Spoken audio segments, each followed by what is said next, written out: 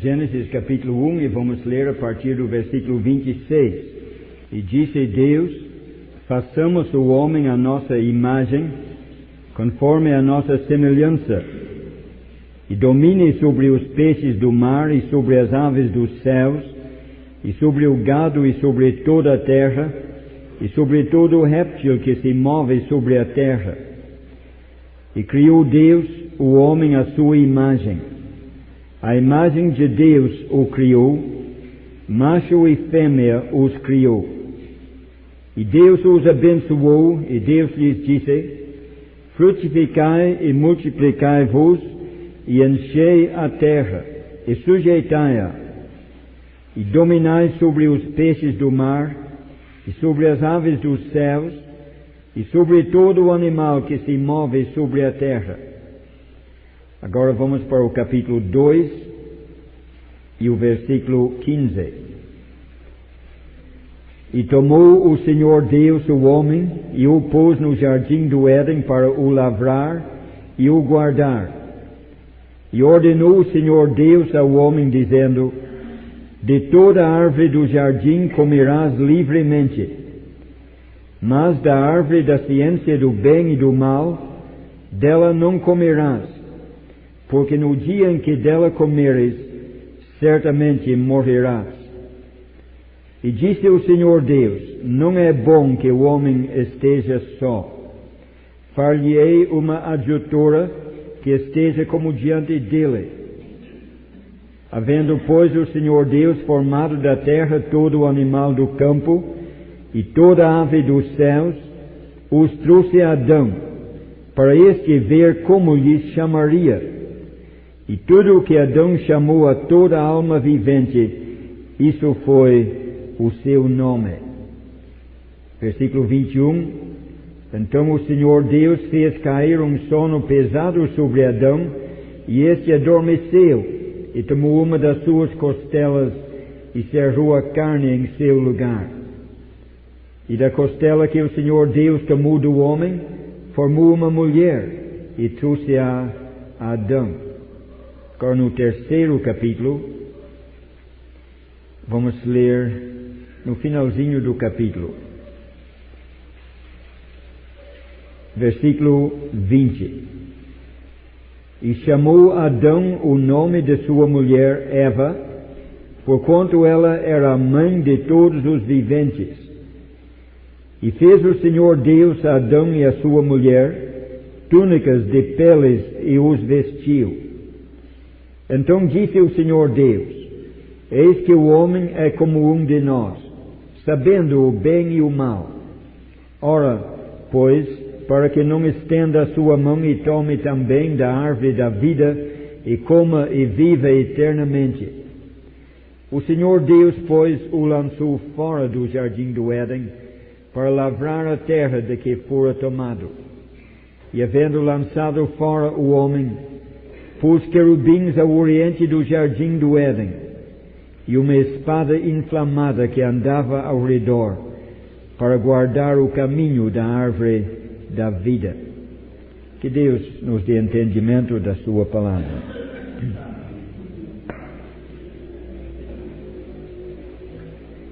A primeira dispensação é talvez a menor de todas. Não sabemos quanto tempo durou. Podemos dizer que começou com a criação do homem e terminou naquele dia quando Adão e Eva foram expulsos do jardim do Éden. Não sabemos exatamente quanto tempo eles permaneceram naquele jardim, mas tudo indica, considerando os capítulos seguintes, que o tempo de permanência naquele jardim foi bem curto. Naquele tempo, naquele jardim, Adão e Eva não conheceram o pecado. Até aquele dia tão triste, tão inesquecível, quando comeram da fruta que Deus havia proibido. Por esta razão podemos chamar aquela dispensação a dispensação da inocência, quando não tiveram conhecimento do pecado. Eles tiveram esse conhecimento somente quando comeram do fruto da árvore do conhecimento do bem e do mal. Nesta dispensação da inocência, podemos pensar em primeiro lugar na revelação que Deus deu. Ele revelou em primeiro lugar o seu propósito para com aquele primeiro casal. Acabamos de ler em Gênesis capítulo 1, que quando Deus fez o primeiro homem, Ele disse que deveria frutificar e se multiplicar e encher a terra e dominar a terra. Era este o propósito de Deus em relação àquele casal, que eles enchessem e dominassem esta terra. Essa terra foi feita por Deus, pertencia e pertence a Ele, mas era o seu propósito que aquele homem que Ele havia criado governasse a terra, dominando para Deus. Deveria crescer e se multiplicar e exercer uma autoridade esta que Deus lhe conferiu. Deus o colocou aqui no mundo como se fosse o soberano da terra. Quando chegamos no capítulo 2, aprendemos algo mais na revelação de Deus naqueles dias. Deus colocou o homem no jardim do Éden para o guardar e também para o lavrar. Vemos nestas palavras algo mais da vontade do Senhor no tocante àquele homem. Deus queria que ele o servisse, lavrando aquela terra. Deus queria que ele vigiasse, guardando aquele jardim. E naquela ordem já estava implícito o perigo de algum ataque. E quando juntamos tudo isto, vemos que o propósito de Deus, conforme Ele revelou naquela dispensação, era que o homem fosse um soberano na terra e ao mesmo tempo um servo de Deus, servindo ao Senhor. Em relação à terra, seria Senhor, dominando. Em relação a Deus, seria servo. Seria um tipo de intermediário entre Deus e a criação. Senhor da terra e servo de Deus. Podemos ver prefigurado nisto um plano maravilhoso que Deus um dia vai cumprir, quando Ele há de governar o universo inteiro através de um homem. Mas podemos ver também em tudo isto que a glória do homem se realiza na sua submissão à vontade de Deus. Ele foi deixado aqui para governar, mas também para servir.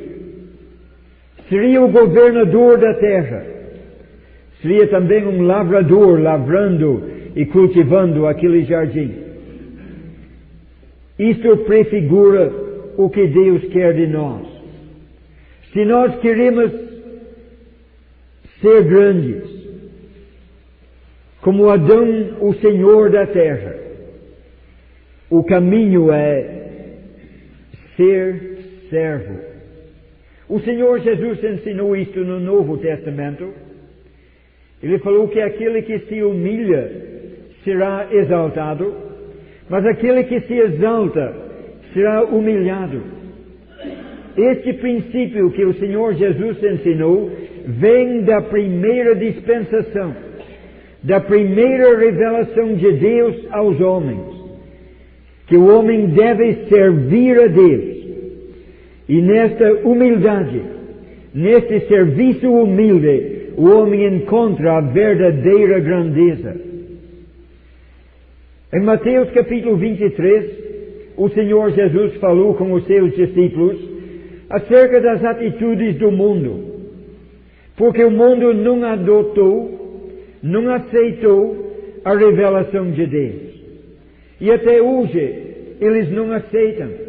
No mundo, aquele que é Senhor, ele pisa nos seus subordinados.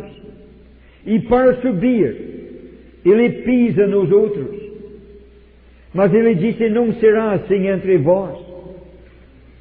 Vocês não vão querer ser chamados Rabi, porque um só é o vosso mestre. Repare bem, nós não devemos desejar ser chamado por um título assim. Depois ele disse, vocês não vão chamar os outros de Pai, o Mestre, o Senhor, porque um só é o vosso Senhor. Duas coisas aparecem nesse ensino. Em primeiro lugar, nós não devemos nem aceitar, nem dar aos outros títulos distintivos. Não quereis ser chamado, não receber o título. Não chameis, não dar o título aos outros. Quando ligamos com isto o ensino da primeira carta de Pedro, vemos realmente o que o Senhor está dizendo.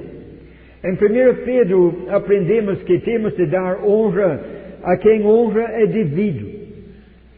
O rei, os governadores, as autoridades civis e seculares. Mas em Mateus 23, o Senhor está falando num contexto religioso, de Rabi, de Senhor, de Pai. E títulos não têm lugar entre o povo de Deus. Se chegamos na presença do Presidente da República, não vamos omitir de dar-lhe o seu título. Mas não vamos dar títulos religiosos a homem algum. Não vamos chamar um determinado homem de Papa. Não vamos chamar homem algum de pastor, ou reverendo, o bispo, o presbítero, ou coisa semelhante. Títulos não têm lugar entre o povo de Deus. Isso não quer dizer que não existem presbíteros, que não existem evangelistas, que não existem pastores. Existem, mas os títulos não podem existir entre nós.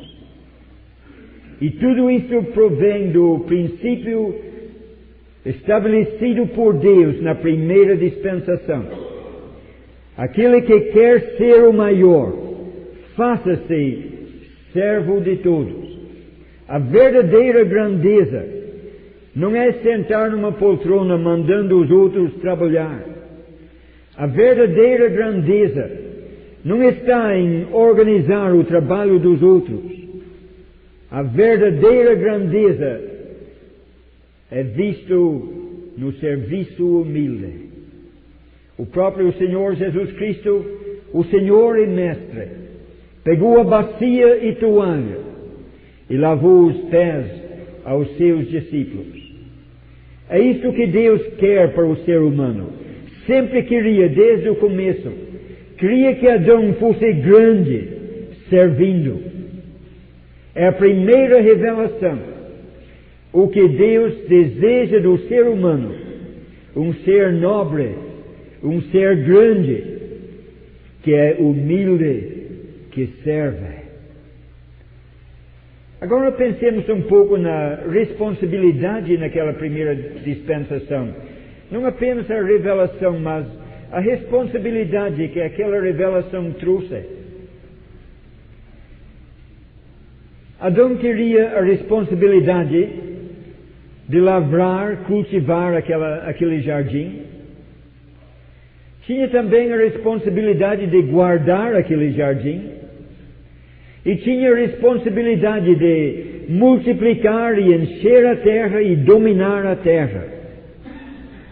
Além de tudo isto, Deus lhe deu uma responsabilidade a mais.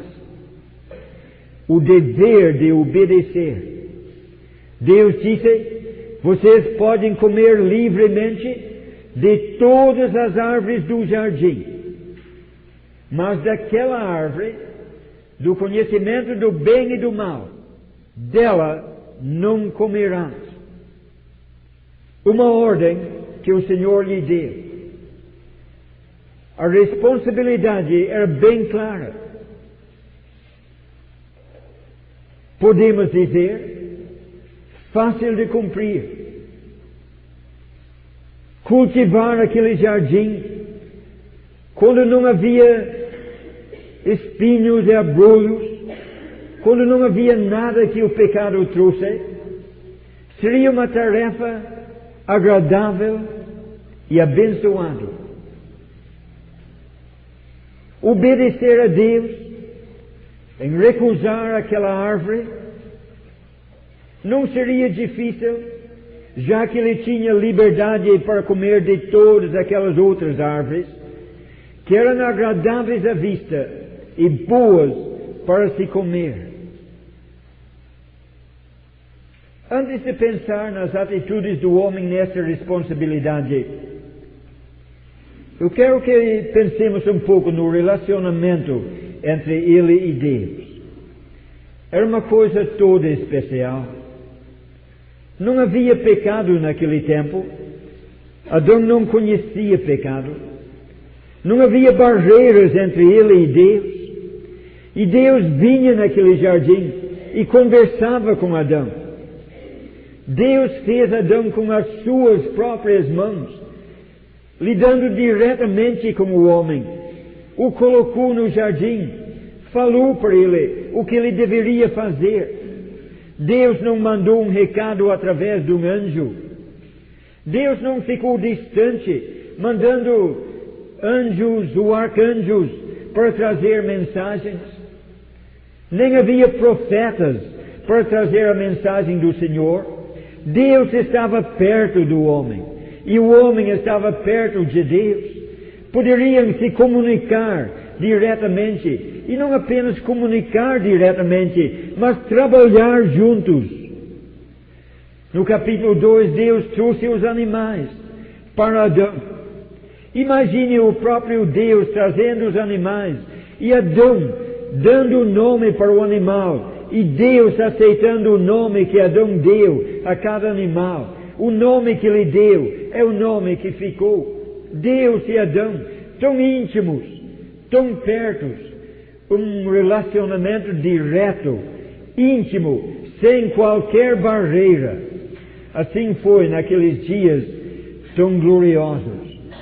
Uma revelação tão sublime, revelando o que Deus quer do homem, um homem nobre que é humilde, um homem soberano que serve, uma responsabilidade tão leve,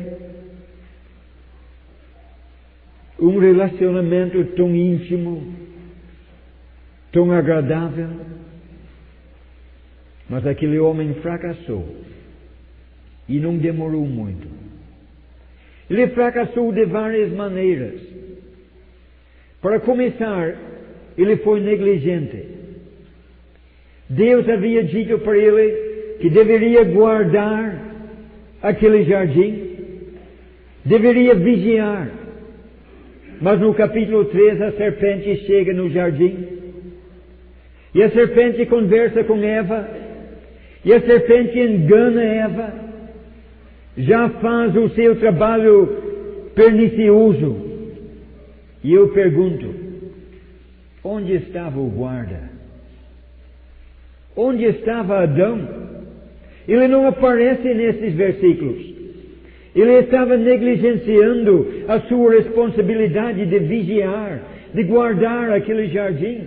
E o primeiro erro da raça humana foi a negligência, a falha em não vigiar. E Satanás aproveitou daquela falha. Não sabemos onde Adão estava. Deus não conta. E não conta de propósito. porque não precisamos saber. E já que não sabemos, tudo está em aberto para nós colocarmos qualquer coisa que nos leva a negligenciar os avisos de Deus. Se Adão estava dormindo, ou se ele estava passeando, ou se ele estava ocupado cultivando no outro lado do jardim, não se sabe. Mas a verdade é esta: ele falhou na sua responsabilidade de vigiar. Ele, como soberano, como guarda, ele deveria estar ali, dominando e protegendo. Mas Satanás achou uma brecha, porque o homem negligenciou. Que lição solene traz para nós? O tempo não permite muitas ilustrações, mas você lembra de muitos na Bíblia. Eu vou citar aquela parábola do joio, do trigo. O homem semeou uma boa semente no seu campo.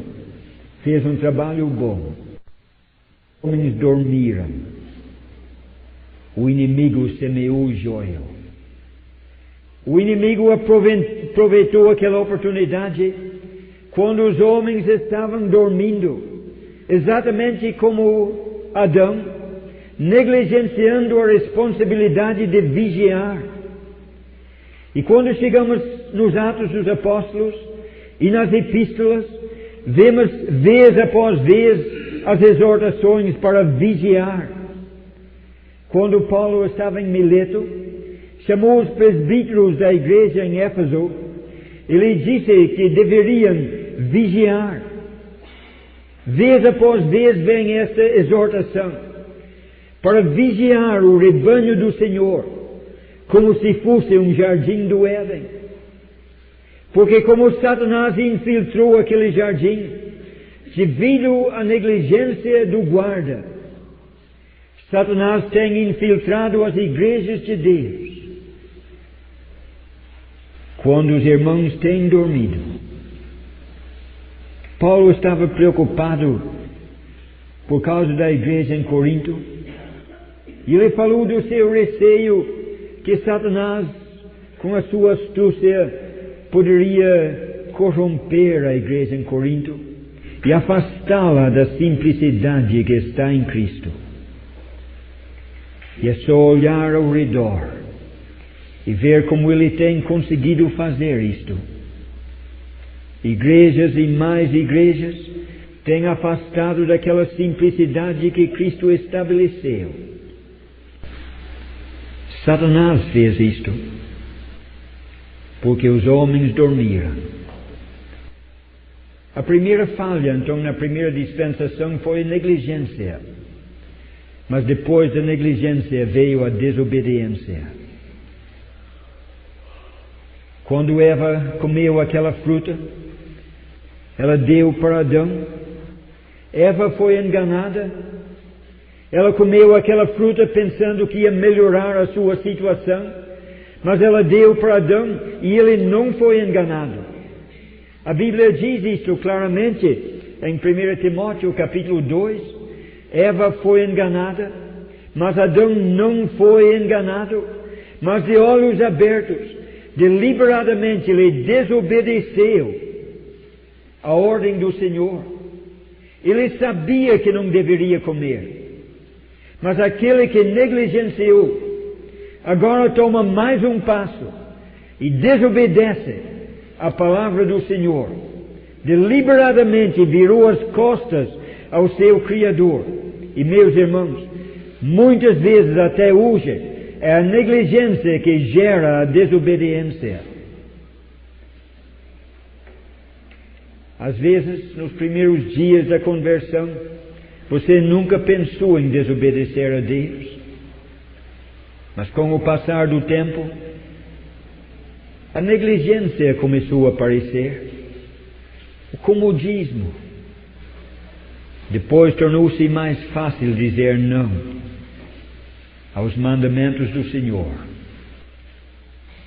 Naquela primeira dispensação, aquele primeiro homem responsável, falhou no seu dever de vigiar e falhou no seu dever de obedecer. E o que aconteceu? As consequências daquele fracasso? As consequências foram gravíssimas. Por causa daquele ato, Adão e Eva foram expulsos do jardim do Éden. Acabamos de ler isso no final do capítulo 3. O Senhor Deus veio naquele jardim. Ele perguntou: onde estás? Adão estava escondendo, porque no íntimo ele já estava afastado de Deus. Não queria mais a presença de Deus. Escondeu-se entre as árvores do jardim, mas não conseguiram ficar escondidos. Tiveram que sair e comparecer perante Deus, e Deus tratou com eles solenemente por causa do seu pecado. Depois daquele julgamento, Adão e Eva foram expulsos da presença de Deus. E pior, quando estavam lá fora, Deus colocou querubins à entrada do jardim do Éden.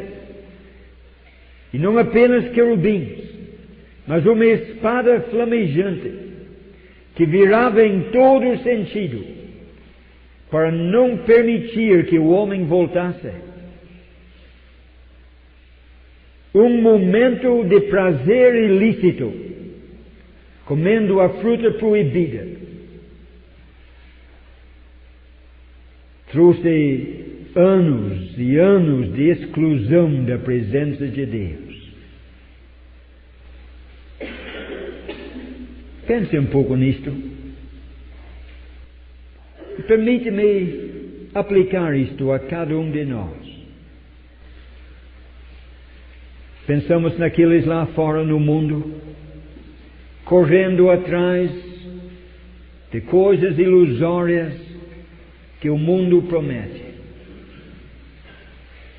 De vez em quando encontram momentos de alegria,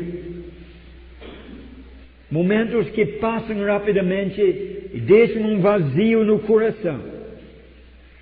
Mas vemos um mundo, multidões de pessoas, correndo atrás de momentos de prazer ilícito.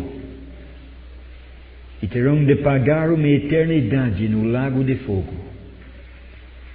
Mas o que eu quero aplicar mais é para nós que somos salvos. Salvos pela graça de Deus, com a certeza de um lugar no céu. Mas pode ser que às vezes, atraído por algo que o mundo oferece, você falha, procura um prazer ilícito, transitório que passa, termina rapidamente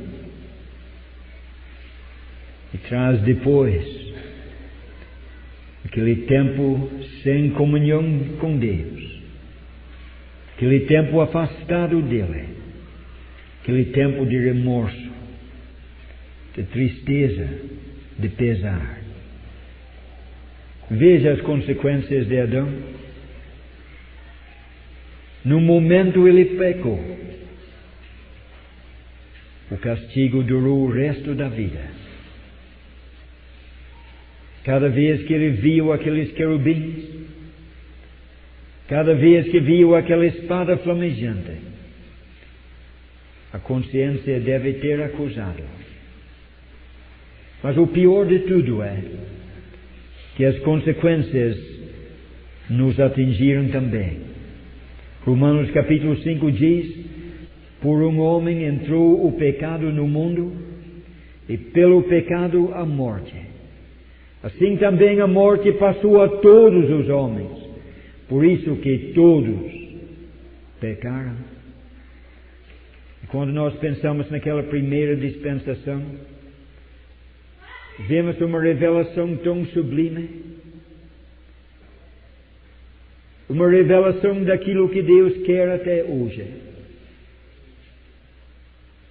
Vemos um relacionamento tão íntimo entre Deus e os homens, que é o que Deus quer e terá um dia ainda. Mas vemos um fracasso tão vergonhoso e uma consequência tão solene. Eu espero que nós possamos aprender esta lição.